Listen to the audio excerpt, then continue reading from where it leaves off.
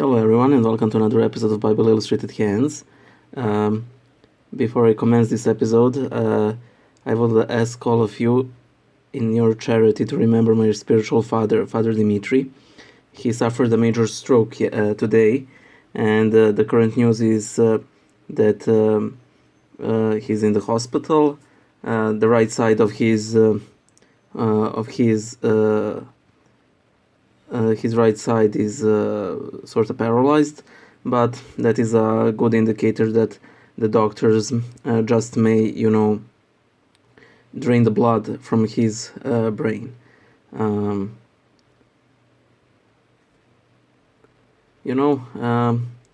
had this weird dream a couple of months ago where I dreamt that I was under the staircase in our dining room, and that our building was moving back and forth, not like it was an earthquake. If you have, God forbid, ever been in an earthquake, it's like shaking. But no, this was as if the building was slowly swaying right and left, and it was pretty horrible, and there was these large strikes as if my building has hit a building next to it, which is impossible because my apartment building is a part of an apartment building block, so there's no way that it can hit something like that. And it swayed to the left once, with everything shaking, plates falling from the cabinets and so on. Then it swayed to the right, again hitting something, and then it started swinging again, but then this time leaning really far left, and I thought that, oh God, I'm going to die. But then it hits something really hard and everything stops and I survive. And, I thought that I really am not a huge proponent of, believing in dreams and everything, but this one struck me as especially odd. So I asked my spiritual father about it. He shared some some quote. I apologize. I can't remember right now. I'll look it up later. Something along the lines that God sometimes does use our dreams, to better understand Him and us and the world around us. And since that dream, I changed 2 jobs. I got a niece. My granny died. Our family friend died. Yesterday, thank God, my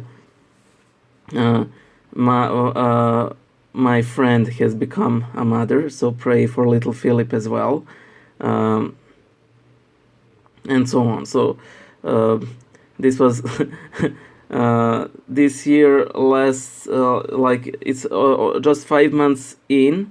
And this is already the wackiest and craziest and most stressful year of my life. So there's that. And I don't know what will happen to Father Dimitri, but I know that God allows every tribulation for our benefit. And if there is one person that I know to whom God can say, "You have done well, my good servant," that's Father Dimitri. And I don't know where I would have been if there wasn't for him. But I'll make a separate video on that later. So, on a more positive note, today's question comes from Aradan. He asks, "Hey, I was wondering, what are your thoughts on the OCA, that is Orthodox Church in America? Love your videos, keep it up." Thank you for your question. Personally, I really like OCA. I don't want to cause any,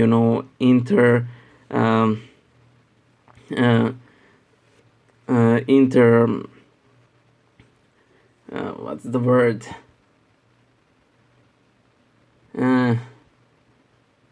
Not nationality. I forgot it.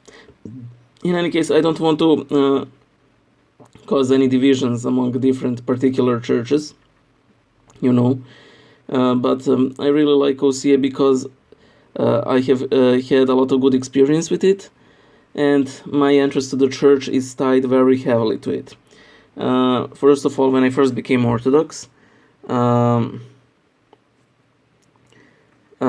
my primary go-to source for uh, for my primary go-to source for spirituality was the site of the OCA, because it had all these neat articles, booklets, prayers, lives of the saints, icons, and everything, all of which were sorely lacking on the site of the Serbian Orthodox Church. So there's that.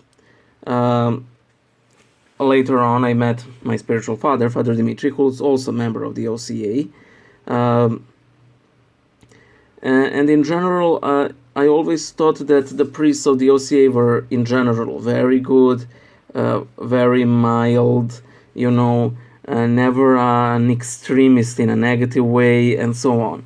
And that is something that I, really appreciated, because, young minds tend to get radicalized very easily, and that can happen in Christianity as well as any other religion, except that because we're based on the gospel, our extremists aren't as bad, We have extremists, but they're barely, if ever, something that makes it to the news, thank God. Also, one of my opinions of the OCA is that they have real issues with bishops. Not in the sense that their issues that their bishops are bad, but just that they don't. They can't. It seems like they can't.